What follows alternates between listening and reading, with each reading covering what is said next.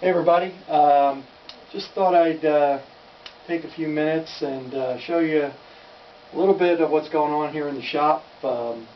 It's off season for as far as hunting goes, at least as far as deer hunting, and for a lot of us that doesn't really mean that things slow down. We usually got a lot of winter projects planning. You're already thinking about next season, and we're no different.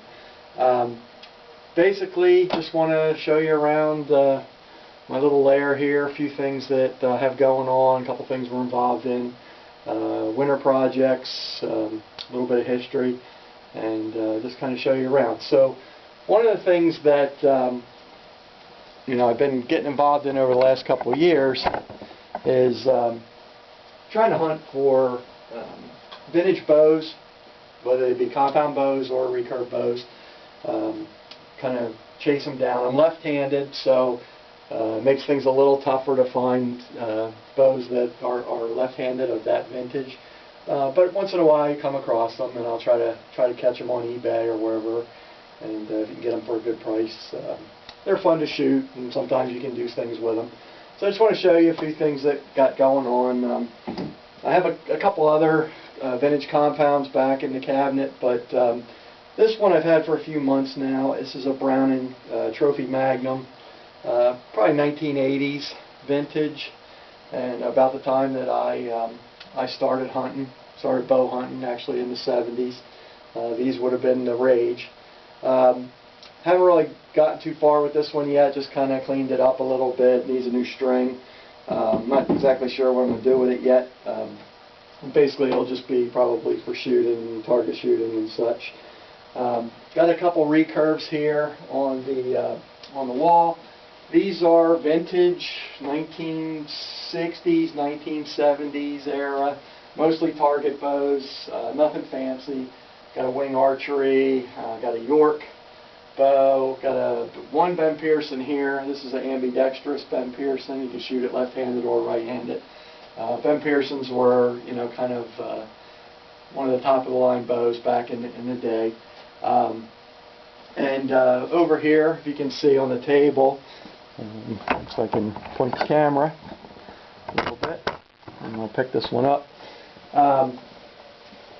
Been working on this guy for a little bit of time now. This is a Ben Pearson also.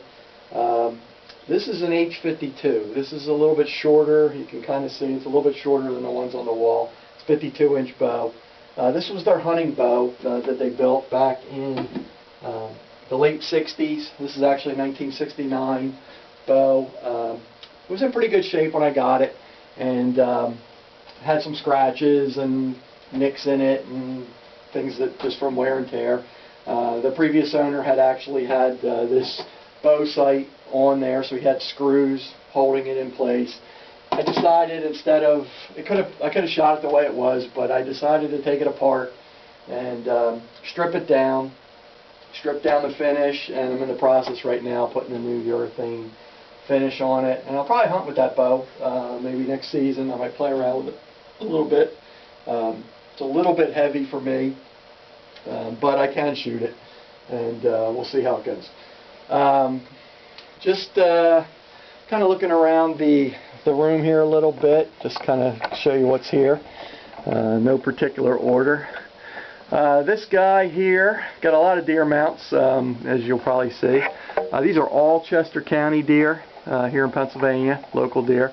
Some are from back in the days before we had antler restrictions, so there's things that have changed quite a bit in our area over the years. Just for example, this guy here, which is a 12-point buck actually, shot way back when I was about 16, 17 years old, and that was a big buck back in the day as far as the antler restrictions were concerned. But things have changed a lot, and we'll talk about this guy in a little bit, but some of these others that you see are kind of typical Chester County deer in our area now. This one here is really special to me. It's not only is it an awesome looking mount, if I step back you can see a little bit. This was done by Mike Still Life Taxidermy, Mike Olzanowski, awesome dude.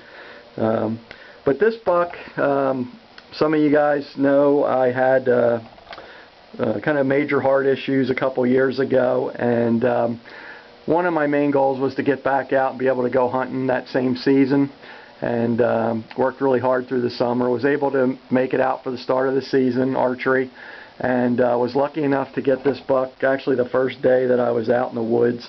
He's a 9-pointer. You can see he has a real nice light coat, early season coat, so it came out really nice with the mount. Decided to do something a little different with him, rubbing the antlers on the tree.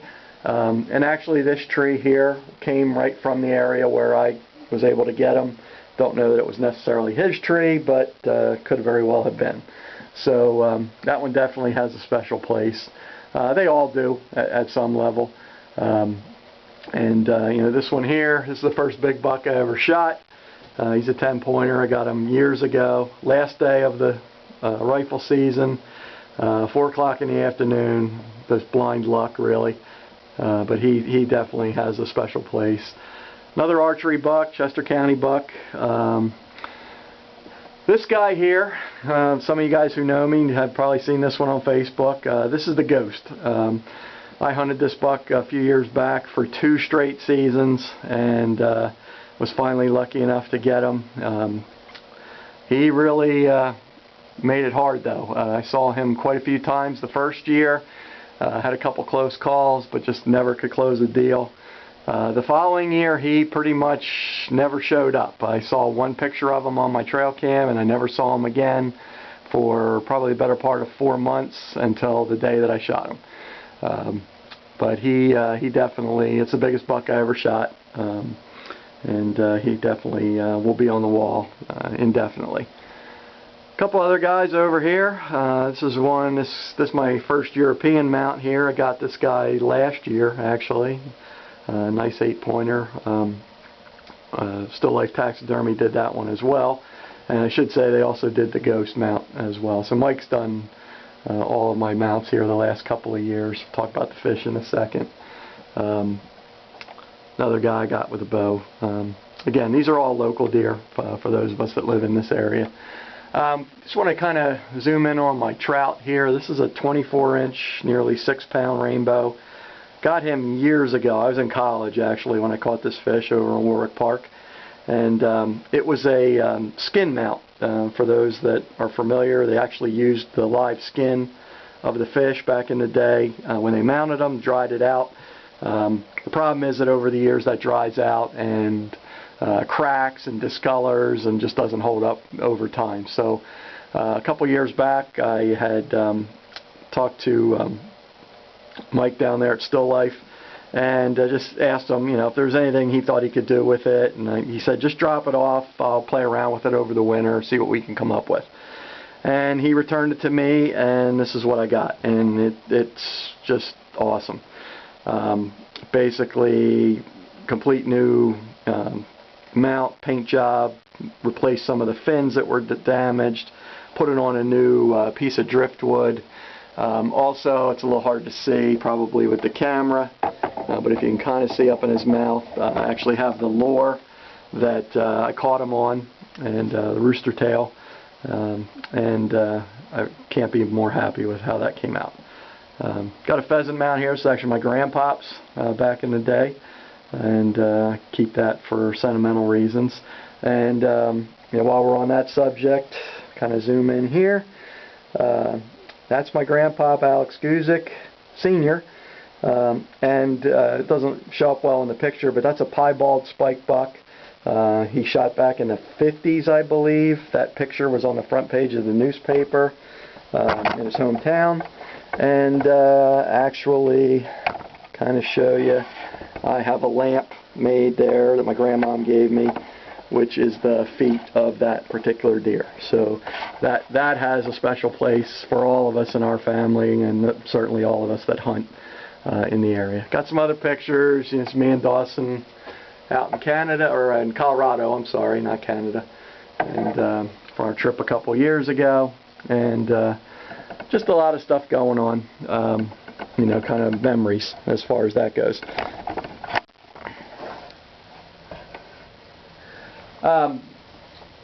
One of the things also this time of year, a lot of guys are involved with trying to stay out in the woods and looking for sheds, shed antlers as they fall off the deer about this time of the season. And I was lucky enough back at the end of January, actually the last day of archery season. I was out winter archery hunting, and I came across these guys that had fallen off together. They were literally laying right on top of each other, which is kind of rare that they would fall off at the same time. Real nice, solid 8-pointer, basically probably about that big. Hopefully he'll be around come next archery season. He'll hopefully have grown a little bit more, and hopefully he'll wander by my tree stand.